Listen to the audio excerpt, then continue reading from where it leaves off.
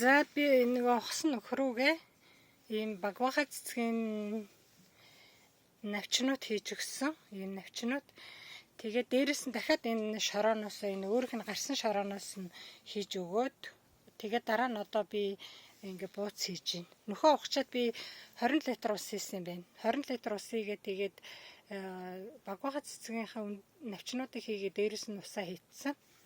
Тэгээд дараа нь дахиад шорооноос хийж өгөөд энэ шорооноос хийж өгөөд одоо энд ингээ бууц хийцэн байна.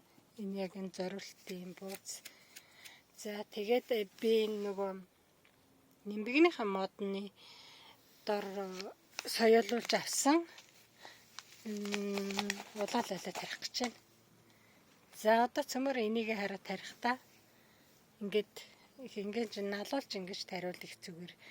Тэгэд энэ өөрөө ингээ гоё тэгшрээд ирдэг юм билээ дөө. Ингээд их уурт ингээд сунаад ургацсан юунуудыг бол дандаа ингээ налуулж тариарай та нар. За ингээд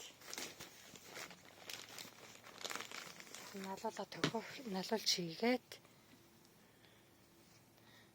тэгээд ингээд за ингээд би бол нойлоолоо ингэж тарих дуртай.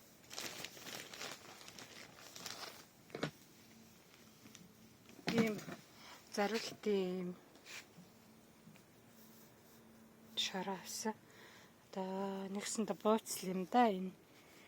Энийг би ингээ гадна талын шат идсэн чинь зэрэг атууны хомоол байгаа юм чинь.